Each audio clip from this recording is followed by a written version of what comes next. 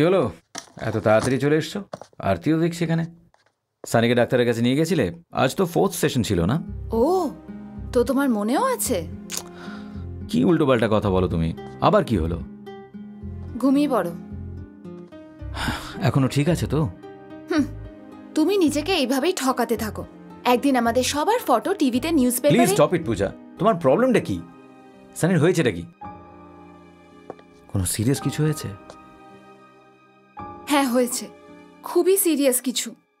আমার সম্পূর্ণ বিশ্বাস যে সানির সমস্যার সমাধান হতে পারবে, কিন্তু এখন তো আমার মনে হচ্ছে যে আমারই কোনো অসুখ হয়ে যাবে। কি কি হয়েছে তোমার? এখন তো কিছুই হয়নি, কিন্তু কিছু হওয়ার ভয় হতে শুরু করেছে। ভয়? কিসের ভয়? আজ বাড়ি ঢোকার সময় আমি দেখলাম যে সিদ্ধু বাইরে বৃষ্টিতে ভিজছিল। ও সানিকে ওর জন্মের আগে থেকেই ভালোবাসে, কিন্তু ও সানিকে বাইরে বেঁধে রাখলো। যাও, গিয়ে সিদ্ধুকে ভেতরে আনার চেষ্টা করো। যাও, চেষ্টা করো না। প্লিজ পূজা, এবারে কি হলো? কি হয়েছে?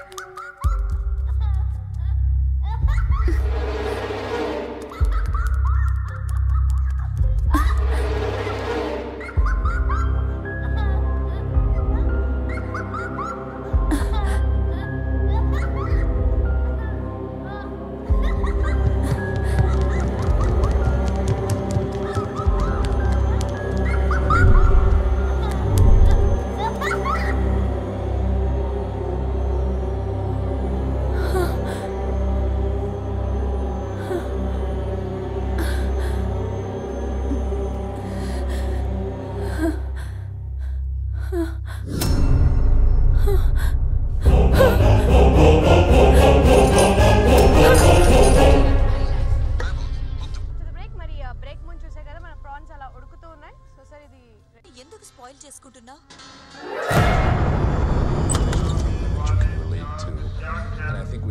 ये बदलेगा तुम्हारी लाइफ।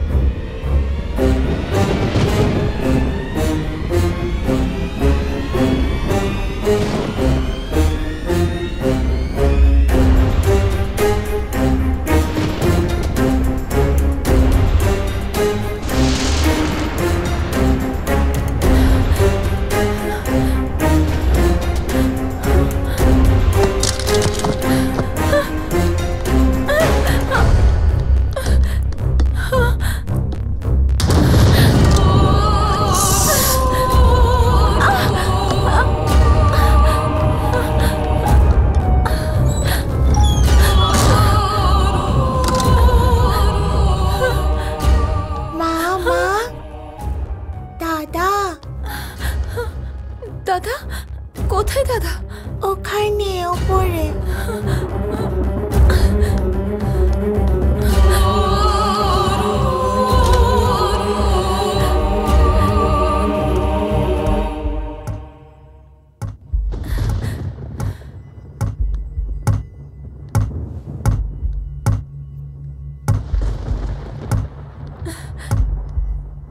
সানি,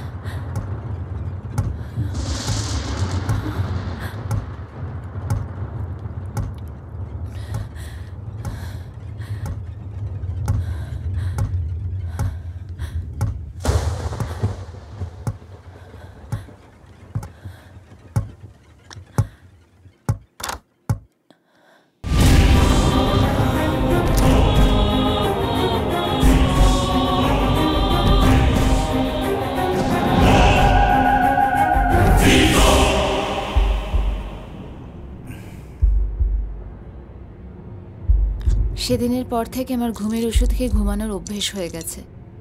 তুমি খাবে?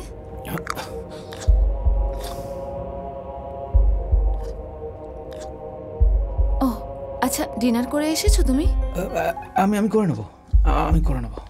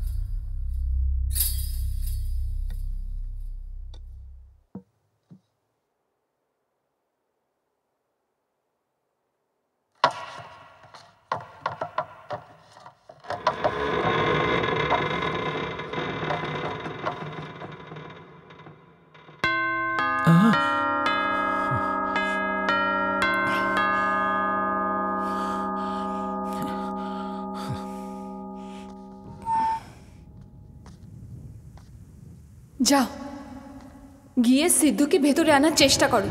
যাও, ট্রাই করো না।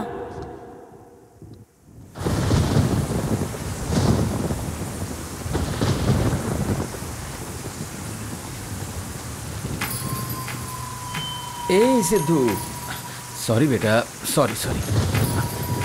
Good boy.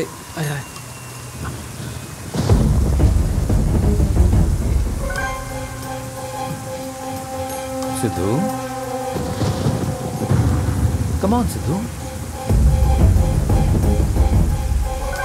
সিদ্ধু, কি হয়েছে? আয় সিদ্ধু বেটা, চল ভেতরে চল। সিদ্ধু, তুই এটা কি করলি?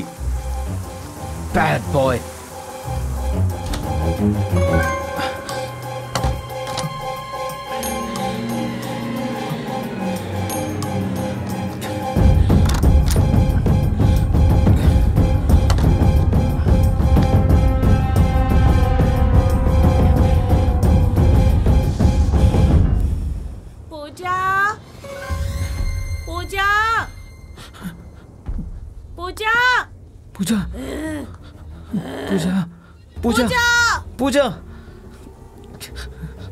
पूजा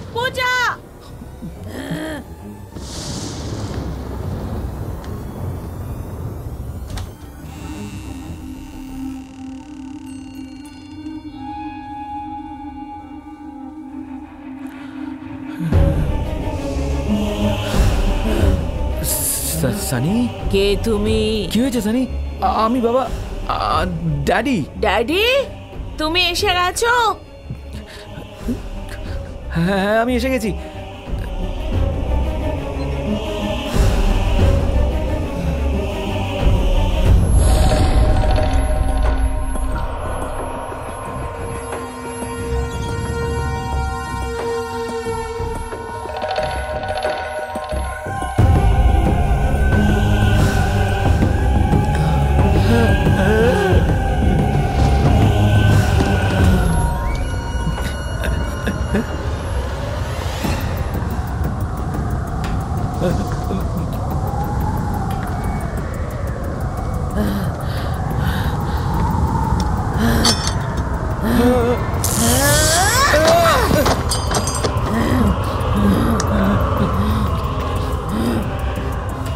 না বাবা, না বাবা, থাম বাবা। পূজা, পূজা, পূজা।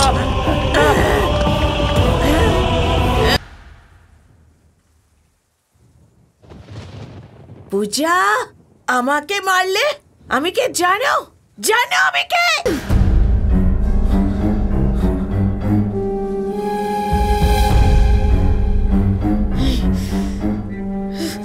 Sunny, put it down. I said put it down.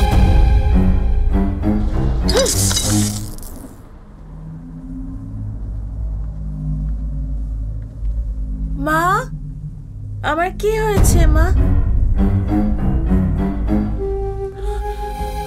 Daddy ওখানে বসে আছে কেন? ঘুমাতে যাও সানি। আমি বললাম ঘুমাতে যাও এক্ষুনি। গুড নাইট মা। Good night daddy.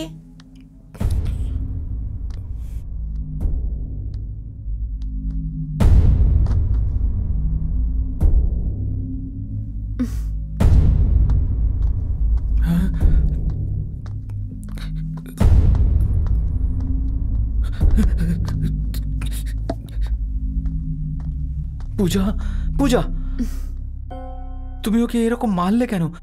আমার তোকে দেখে ভয় করছিল। ভয় আবার কিসের? আমার তো অভ্যেস হয়ে গেছে। ও মাই গড, থ্যাঙ্কস পূজা। আমার তো মনে হচ্ছিল আজ আমায় মেরেই ফেলবে ও। তুমি যদি না আসতে তাহলে হয়তো আমি মরেই যেতাম।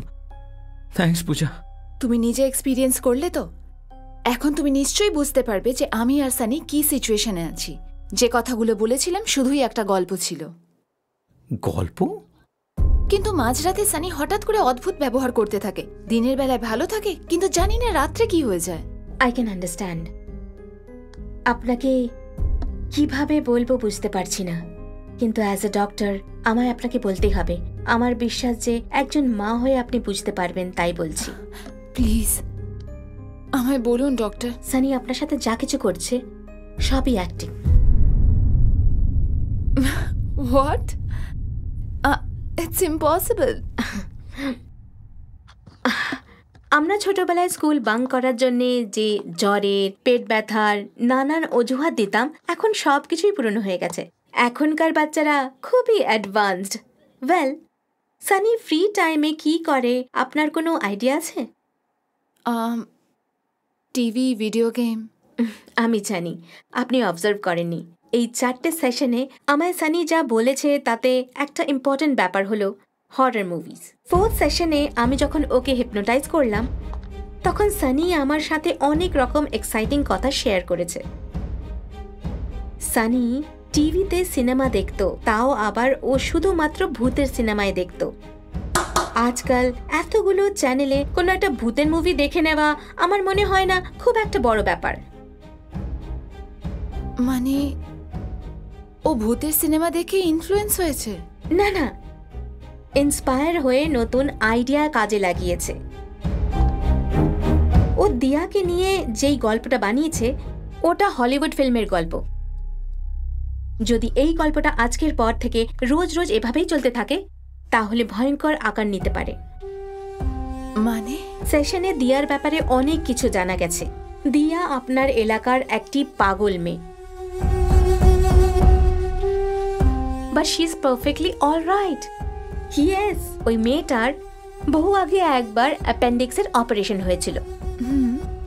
দিয়ার যখন পেটে ব্যথা হতো তখন ওর মা বাবা দুজনেই নিজেদের ঝগড়া ভুলে ওর সাথে থাকতো। যখন অপারেশন হয়ে গেল আর ওর বাড়ি ফেরার পরে ওদের দুজনের ঝগড়া আবার শুরু হয়ে গেল। দিয়া প্রায় সময় ওদেরকে মেলাবার জন্যে প্রায়ই পেট ব্যথার নাটক করে থাকতো। দিয়ার পেরেন্টসের ঝগড়া আর ওদের প্রবলেম কাউন্সেলিং এর পরে ঠিক হয়ে গেল। দিয়ার মনে হলো ওর এই নাটকের জন্য মা বাবার ঝগড়া শেষ হলো। আজ দিয়া খুবই খুশি। তো সানি যা দেখতে পায় ওটা? দিয়ার নাম বলতেই আপনার সবাই ভয় পেয়ে গিয়ে সানির প্রতি মনোযোগ দেবেন, কনসেন্ট্রেট করবেন, এটাই সানি মনে ভেবে নিয়েছিল। আর তারপরও ঠিক করলো যে দিয়ার গল্পটা চালিয়ে যাবে। এখন আমাদের কাছে মাত্র দুটোই অপশন আছে। দিয়াকে পুরোপুরিভাবে সানি ওর মাথা থেকে বরাবরের জন্য বের করে দিক, আর না হলে ওকে সেটা স্বীকার করতে হবে যে ও আমাদের সবাইকে বারবার মিথ্যে বলেছে, আর নিজের ভুলটাও স্বীকার করুক। সানি যে গল্পটা বলেছে আমাদেরও সেই গল্পের অংশ হতে হবে, আর ঠিক ওরই মতন আমাদেরও ওর গল্পে অভিনয় করতে হবে। কিন্তু আমাদের এসবে ভয় পাওয়ার কোনো দরকার নেই। I am really sorry. আমার আর কোনো ভয় নেই রাকেশ।